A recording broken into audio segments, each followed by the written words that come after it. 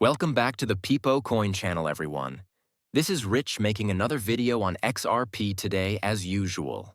We're going to talk about XRP today, so I hope everyone is having a fantastic day wherever they are in the world.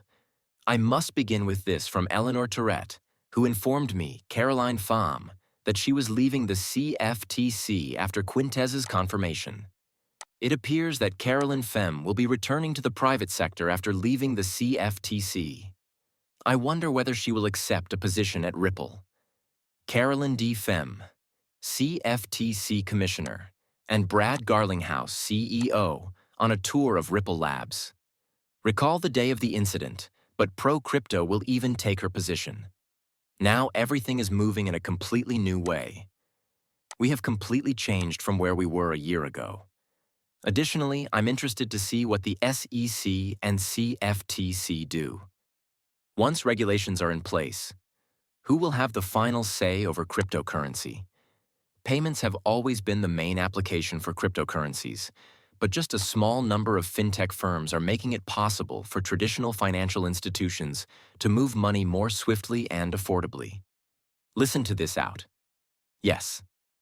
Therefore, if there are two primary use cases that have begun to emerge when we examine the confluence of digital assets and financial services, either traditional or digital, the first one would be cryptocurrency investments.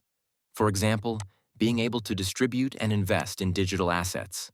For example, a variety of distributors engage in the buying, selling, and investing of cryptocurrency assets for their clients. That is a significant use case. The second use case involves payments, such as the usage of cryptocurrency assets to pay for financial services. We believe that this tendency will continue for many years to come. With these use scenarios, there are a few things to sort of think about. When clients can buy cryptocurrency assets or go off-ramp, that's one thing, right?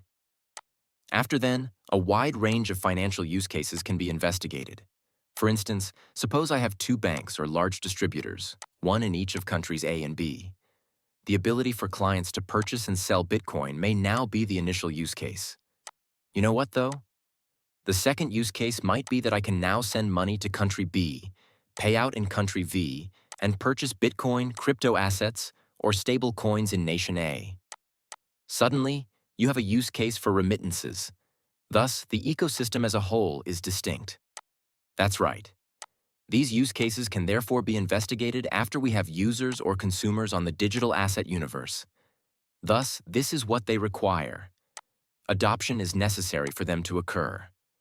Then these use cases will suddenly start to grow and become more prevalent. The kinds of applications for cryptocurrency as well.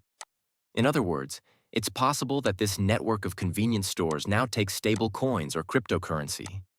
The same is true for things like auto dealerships and possibly gym subscriptions.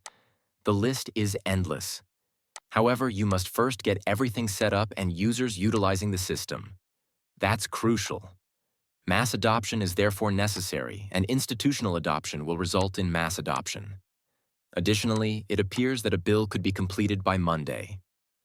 We're going to finish a bill by Monday, Mike Novogratz said live on CNBC. Listen to it. Finally, cryptocurrency is at the precipice, as if a bill would be completed on Monday. Nearing institutional adoption at last. We created our business for this very moment, you know. Thus, note that he brought forward a cryptocurrency bill and institutional acceptance. The crypto law is crucial because of this. Regulations must be in place before you can expect that institutional adoption. According to Senator Bill Hagerty, the Senate will enact laws pertaining to cryptocurrency stablecoins next week, making history. That stablecoin measure will be the first thing to be discussed. And then suddenly, soon after that, we will have full-fledged crypto regulations. Now, institutional acceptance is quite near. There is already a demand. All we can do is wait for it to occur. In Korea, XRP observes unusual dominance. Korea is a huge fan of XRP. This is what transpired. Bitcoin and USDT were overtaken by XRP. People in Korea are aware of what XRP is designed to accomplish. They consider it to be the future, and the Korean market reflects this as well. XRP led the board with a 14.84% market share, easily ahead of Ethereum, Bitcoin, and USDT, with a daily trading volume of $351 million. With $151.6 million in volume, XRP surpassed USDT and doubled Bitcoin's figures to take the top spot on BitThumb once more.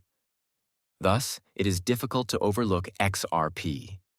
Furthermore, nobody believes that XRP will overtake Ethereum. In this run, I believe it will not only flip Ethereum but also flip Bitcoin. The likelihood of such occurring is high. The CSSF, a regulator located in Luxembourg, has approved Bitstamp, a Ripple partner, as a crypto asset service provider license under MiCA legislation. MiCA is brought up again because she demonstrates who is subject to regulations, who can comply with them, and who cannot. Tether's inability to pass MiCA is well known. This is the amount of money that XRP needs to raise its market value to $1 trillion. Everyone is always talking about market capitalization, and this is all that is required to reach $1 trillion. Therefore, $8.6 billion multiplied by 100x yields a $1 trillion market valuation at 200x. 600 times $1.43 billion is $4.3 billion. Now, the first figure is intriguing since, according to Jamie Dimon, $8 billion should enter XRP through those ETFs, bringing the market capitalization to $1 trillion and XRP's price to $17. Now picture this. Prior to a blow-off top in January of next year, XRP reaches $17. Because of the case-ending restrictions in place and the bundle ISO on top of that Fed wire, we are suddenly looking at a simple 3-digit XRP. Suddenly, the NDAs are being announced every day. Your 3-digit XRP is that. And the ETFs and the anticipated $8.6 billion in inflow are all that will be needed to get this going. Additionally, it only requires $1.43 billion if we use the 600x multiplier. Suddenly, the market capitalization of XRP is $5 trillion. We will have to wait and see where this goes. People outside of the cryptocurrency community don't understand what I'm talking about when I bring up this topic. I am really appreciative that you all understand what I am truly expressing. This is extremely optimistic for XRP's future. Kraken and Binance have successfully repelled phishing attempts akin to the Coinbase incident. Thus, it appears to be occurring on the other exchanges as well. The good news is that they prevent the attacks before they even take place. You don't keep your cryptocurrency on exchanges for this reason, though. And I keep saying that your crypto isn't your keys. You want to be very successful in this field, you know. You bought your cryptocurrency on an exchange, so why would you leave it there? Remove it from there. Put it in a wallet like Decent or Ledger. Zaman is also a decent wallet. However, don't let the exchangers handle it. As you are aware, many exchanges will be altered by rules. There will be a significant backlog with some of these exchanges since, if they don't implement KYC AML, they will probably shut down, and your cryptocurrency will be lost.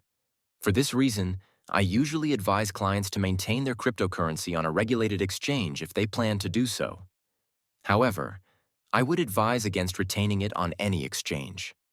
A guy from Alabama was given a 14-month term for hacking an SEC account in a phony Bitcoin ETF post.